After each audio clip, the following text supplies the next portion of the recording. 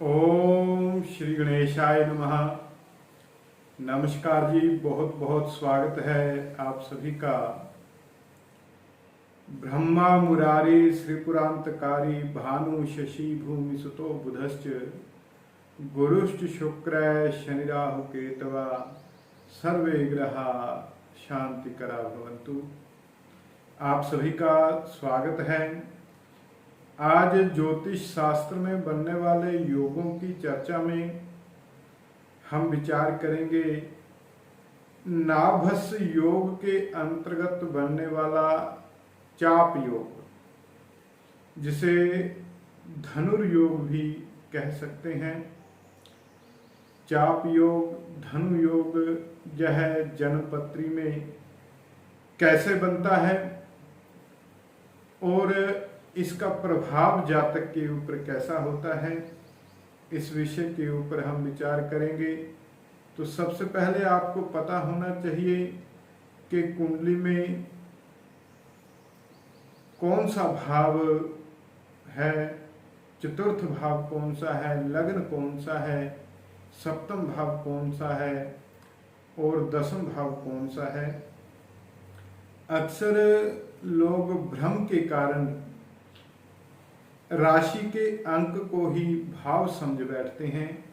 जैसे किसी भाव में 4 नंबर लिखा हुआ है तो उसे चतुर्थ भाव समझ लेते हैं, जिसके कारण फलादेश गलत हो जाता है।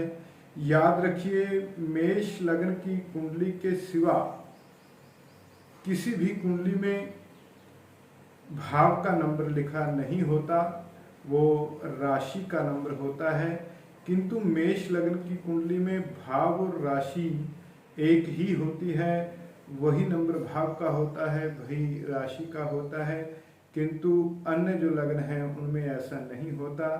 यह जानने के लिए कि आपका ग्रह कौन से भाव में बैठा हुआ है, आप हमारा ये वीडियो देख सकते हैं, how to know planet position in कुंडली।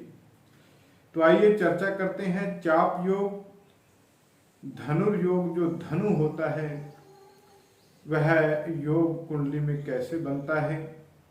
जब जन्मपत्री में दसम भाव से लेकर चतुर्थ भाव में सभी ग्रह बैठे हों, राहु और केतु को छोड़कर बाकी जो 7 ग्रह जो हैं दसम भाव से लेकर चतुर्थ भाव तक बैठे हों और इसके मध्य में कोई भाव खाली न हो, ग्रहों की युति ना हो। 7 ग्रह जो हैं दसम भाव, 11वां भाव, 12वां भाव, पहला भाव, दूसरा भाव, तृतीय भाव और चतुर्थ भाव में जब बैठे हों, ऐसे में कुंडली में चाप योग बनता है। और इस चाप योग में उत्पन्न होने वाले जातक जो हैं उनके ऊपर क्या प्रभाव पड़ता है। ऐसे जातक जो हैं गुप्त स्थानों के रक्षक होते हैं। कोई किले के रक्षक हो सकते हैं, कोई सिक्योरिटी गार्ड भी हो सकते हैं, कोई जेल के रक्षक भी हो सकते हैं या जेल के मुख्य अधिकारी भी हो सकते हैं। गुप्त स्थानों के रक्षक होते हैं जिनकी सुरक्षा बहुत जरूरी है। और ऐसे जातक वन या जंगलों में रहने वाले होते हैं। जंगलों के प्रति इनको विशेष प्रेम होता है, जंगल में रहना पसंद करते हैं, एकांत में रहना पसंद करते हैं। चाप योग में उत्पन्न होने वाले जातक जो हैं उनका भाग्य जो है बहुत कमजोर होता है, भाग्य अच्छे से साथ नहीं देता। और जब भाग्य साथ नहीं देता तो कोई भी काम अच्छे से नहीं बनता। कुंडली में भाग्य जो है, मनुष्य का भाग्य है, वो बहुत ही जरूरी है।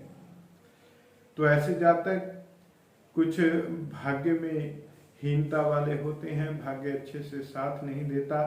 किंतु ऐसे जातक अपनी मध्यम अवस्था में अर्थात 35 से 50 साल की अवस्था में विशेष सुख जरूर प्राप्त करते हैं।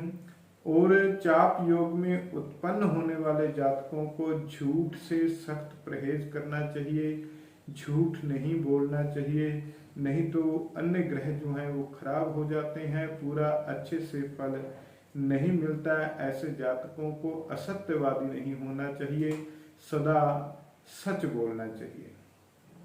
तो ये है कुंडली में चाप योग।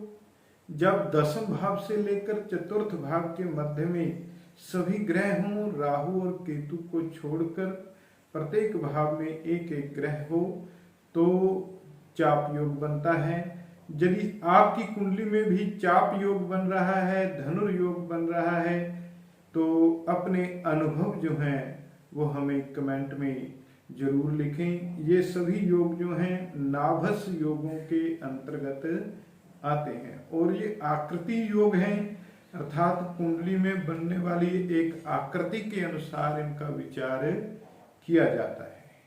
यदि आपकी कुंडली में यह योग है तो अपने भाव, अपने अनुभव कमेंट में जरूर लिखें।